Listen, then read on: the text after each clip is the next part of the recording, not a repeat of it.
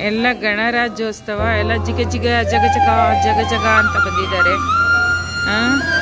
Kathriguppe water tank ಹತ್ರ ಯಾವುದೇ ಒಂದು ರಾಷ್ಟ್ರೀಯ ಕಾರ್ಯಕ್ರಮ ಆದ್ರೂ ಇವರು ಮಿಸ್ ಮಾಡದೇ ಇಲ್ಲ, ಮಾಡ್ತಾರೆ.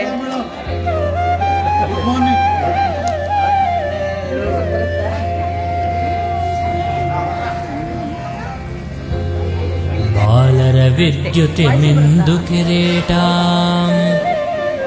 ನಮಸ್ತೆ ಮೇಡಮ್. ತುಂಗಕುಚಾಂ ನಯನತ್ರಯಯುಕ್ತಾಂ ಹೂ ಮುಡಿಸ್ತಾವ್ರಿ ಇವರು. ಸ್ಮೇರಮುಖೀಂ ವರದಾಂ ಕುಶಪಾಶಾಭೀತಿಕರಾ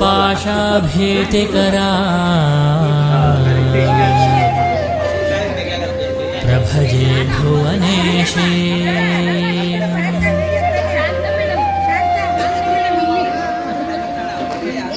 ऋषिरुवाच देव्याहते तत्र महासुरेन्द्रे सेन्द्रासुरावन्यि पुरोगमास्ताम् कात्यायनीं तुष्टुरिष्टलाभात् विकाशिवक्त्राब्ज विकासिताशाः. देवि प्रपन्नातिहरे प्रसीद प्रसीद मातर्जगतोऽखिलस्य प्रसीद विश्वेश्वरि पाहि विश्वम् त्वमीश्वरी देवि चराचरस्य. आधारभूता जगतस्त्वमेका महीस्वरूपेण यतस्थितासि ಎಲ್ಲ ಕಲರ್ ಕಲರ್ ಸ್ಯಾರಿಗಳು ಹಾಕೊಂಡಿದ್ದೀರಾ. ನೋಡಕ್ಕೆ ಒಂದು ಖುಷಿ ಆಗುತ್ತೆ.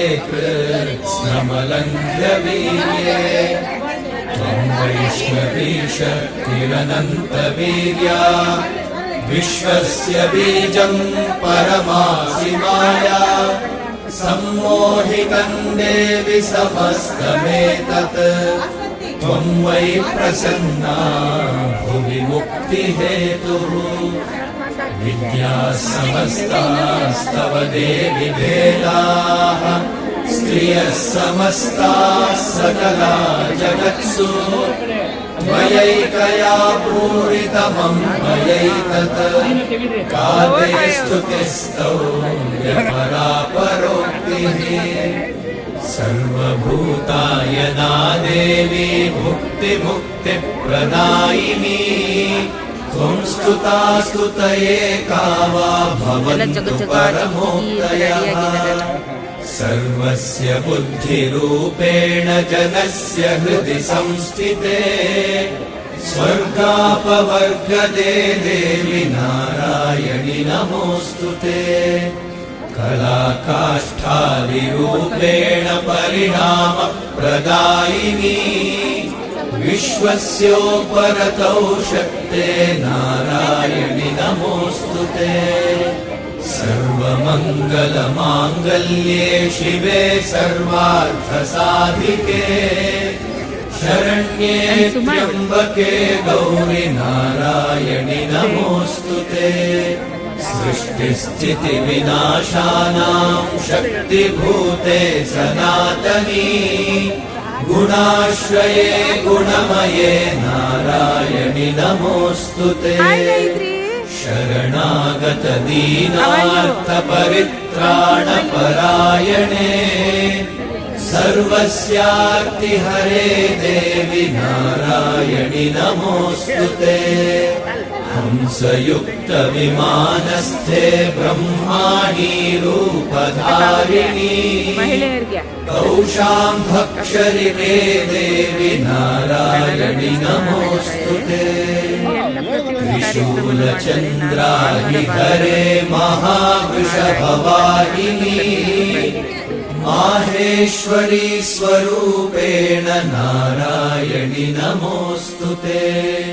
मयूरकुक्कुटवृते महाशक्तिधरे नघे कौमारी रूपसंस्थाने नारायणि नमोऽस्तुते. शङ्खचक्रगदाशार्ङ्गगृहीत परमायुधे प्रसीद वैष्णवीरूपे नारायणि नमोऽस्तुते। गृहीतोऽग्रमहाचक्रे दंष्ट्रोद्धृतवसुन्धरे वराहरूपिणि शिवे नारायणि नमोऽस्तुते।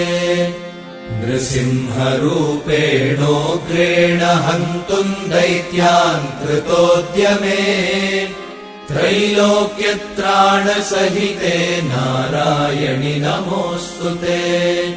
किरीटिनि महावज्रे सहस्रनयनोज्ज्वले वृत्रप्राणहरे चैन्द्रि नारायणि नमोऽस्तुते।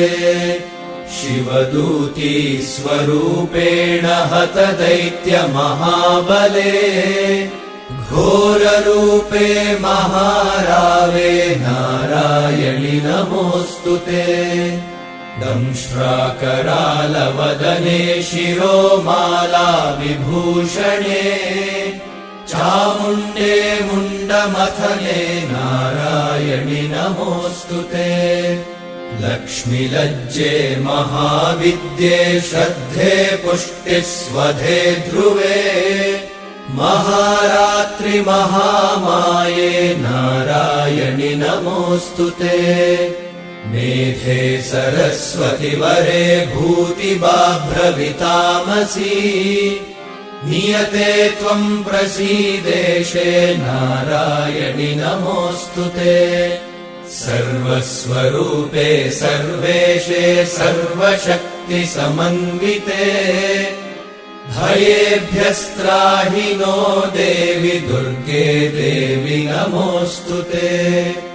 एतत्ते वदनम् सौम्यम् लोचनत्रयभूषितम् पातु नः सर्वभूतेभ्यः कात्यायनि नमोऽस्तुते।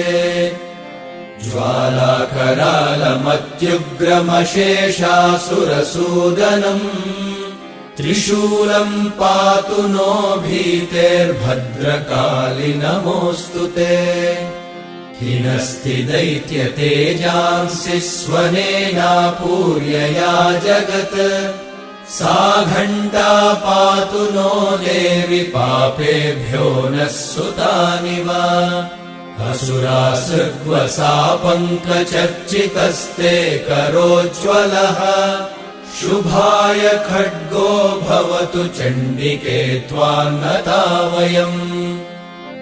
रोगानशेषानपहंसि तुष्टा हृष्टा तु कामान् सकलानभीष्टान् त्वामाश्रितानाम् न विपन्नराणाम् त्वामाश्रिता ह्याश्रयताम् प्रयान्ति।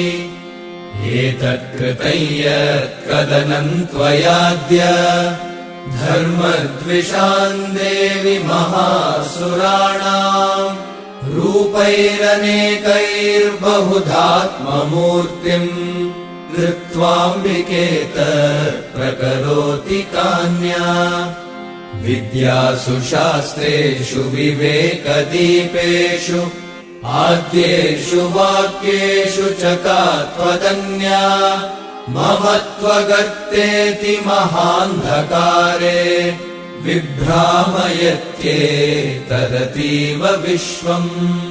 रक्षांसि यत्रोग्रविशाश्च नागाः यत्रारयोदस्युबलानि यत्र दावानलो यत्र तथाब्धिमध्ये तत्र स्थिता त्वम् परिपासि विश्वम्। विश्वेश्वरि त्वम् परिपासि विश्वम् विश्वात्मिका धारयसीति विश्वम्। विश्वेशवन्द्या भवती भवन्ति विश्वाश्रयाये त्वयि भक्तिनम्राः। देवि प्रसीद परिपालय नो रिभीतेः नित्यं यथासुरवधादधुनैव सद्यः।